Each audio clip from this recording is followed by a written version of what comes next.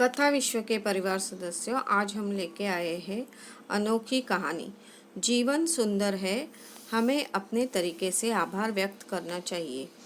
मेरे पति को एक बार 3 सितारा होटल का गिफ्ट वाउचर दिया गया था। कब और कैसे जाना है, इस बारे में सोचने के बाद हमने तारीख तय की। हमने डिनर पर जाने का फैसला किया। मैं जो आमतौर पर जीन्स और टी शर्ट पहनती हूँ, उस दिन घुटने तक की लेगिन और कुर्ता पहनी। माँ ने हमेशा की तरह साड़ी पहनी थी। लड़कियों ने अपने कपड़े खुद पहने थे। चूँकि मैंने जल्दबाजी में फैसला किया था, इसलिए मैं गूगल पर होटल का मेन्यू कार्ड देखना भूल गई। हम टैक्सी को होटल पहुँचे। गेट पर ही एक आदमी आया था जो बहुत ही आधुनिक और चमकदार वर्दी पहने हुए था, और उसने टैक्सी का दरवाज़ा खोला। मेरे पति उतरे, फिर मेरी माँ और मैं। हम दोनों एक दूसरे को देखते हुए कार से बाहर निकले। उस आदमी ने कड़ी सलामी दी। हम दोनों ही उलझन में पड़ गए। हमने जल्दी से नमस्ते की और आगे बढ़ गए। जैसे ही हम आगे बढ़े, एक और आदमी ने फिर से सलाम किया। पति ने बस अपना हाथ हिलाकर प्रतिक्रिया दी। जो हाथ उसकी जांघ तक पहुंच गया था, और वहां हम दोनों ने फिर से नमस्ते की। लड़कियां इधर उधर देख रही थी, उछल कूद कर रही थी और मस्ती कर रही थी। मेरे पति को ऐसे होटलों की आदत है, लेकिन यह मेरे लिए पहली बार था जब हम चारों इतने बड़े होटल में गए थे। लिफ्ट के पास एक और सलामी हुई और हमने नमस्ते की। ऊपर पहुंचकर हमने सलामी ली। सामने की सजावट बिल्कुल शानदार थी। सजावट में थोड़ा रेट्रो लुक था। स्वागत कहते हुए दूसरे व्यक्ति ने पति से हाथ मिलाया।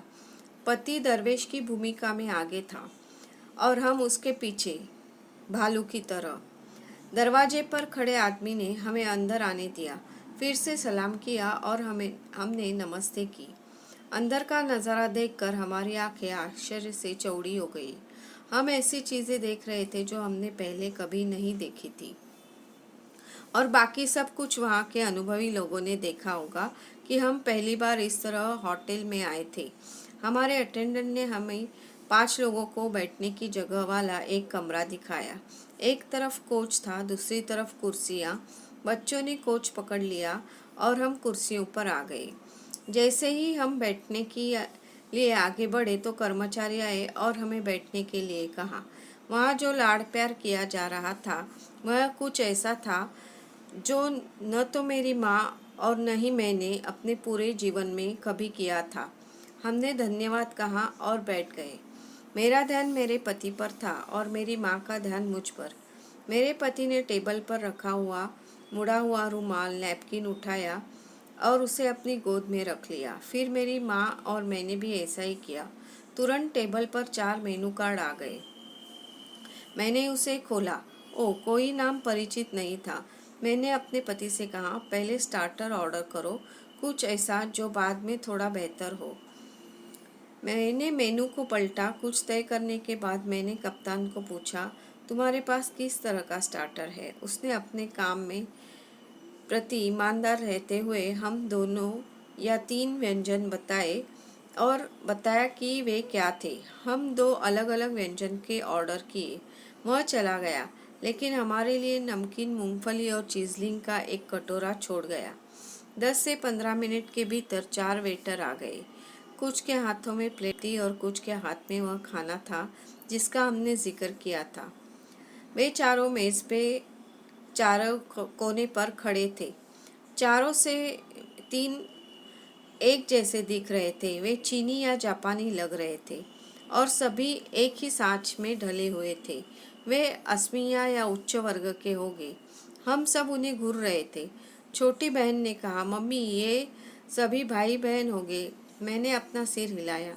चूँकि सभी भारतीय हमारे भाई बहन हैं, इसलिए वे भी हमारे भाई बहन हैं, मैंने खुद से कहा और कांटा चम्मच लेकर खुद को तैयार किया। हमने स्टार्टर्स खाना शुरू किया और बगल में लाइव कराओके शुरू हो गया। उसने पुराने गाने का गाना शुरू हो गया। मेरा मतलब है, मेरे पिया गए रंगून, वहाँ से आया टेलीफोन आदि जैसे गाने पसंदीदा रहे। गायक भी उतने ही दमदार है। मेरा दिल खुश हो गया। मुख्य कोर्स का ऑर्डर दिया। चूँकि बच्चे छोटे थे और मेरी जीभ का पर्याप्त अभ्यास नहीं हुआ था, मुख्य व्यंजन आ गया। लड़कियां परिचित व्यंजन देखकर खुश थी और उन्होंने चाइनीज़ व्यंजन का ऑर्डर दिया। हम दोनों ने नए व्यंजन के लिए उन्हें चारों तरफ से देखा। हमने धीरे धीरे हर एक चीज़ को एक एक निवाला खाया। इसका स्वाद ऐसा है, इसका स्वाद वैसा है, इसका स्वाद कुछ भी नहीं है, और खाना शुरू हो गया। एक या दो बार मेरे पति और मैंने साइड टेबल पर एक ग्लास में पीला तरल पदार्थ देखा। बड़ी मुश्किल से हमने खुद को यह यकीन दिलाया कि यह कोल्ड ड्रिंक है और हमने अपनी प्लेटों पर ध्यान केंद्रित किया। होटल में 2.5 घंटे बिताने के बाद बिल आया। बिल की राशि बेशक शून्य थी। पति ने टिप छोड़ी और उठ गया। मैनेजर समेत सेवा देने वाले वेटर आए। विनम्रता से खड़े होकर कहा, अच्छा समय बिताओ, फिर मिलेंगे। मैं कृतज्ञता से भर गया। मैंने अपनी मेज़ पर रखे फूलों में से एक गुलाब का फूल उठाया और मेज़ पर खड़े सभी लोगों को दिया, जिसमें हमारी सेवा करने वाला गायक भी शामिल था, और धन्यवाद कहा। उन्होंने भी मुस्कुराकर जवाब दिया। मैनेजर ने फिर से मेरे पति से हाथ मिलाकर हमें दोनों हाथ पकड़कर बाहर आए, ठीक वैसे ही जैसे हम जाते समय हाथ पकड़कर आए थे।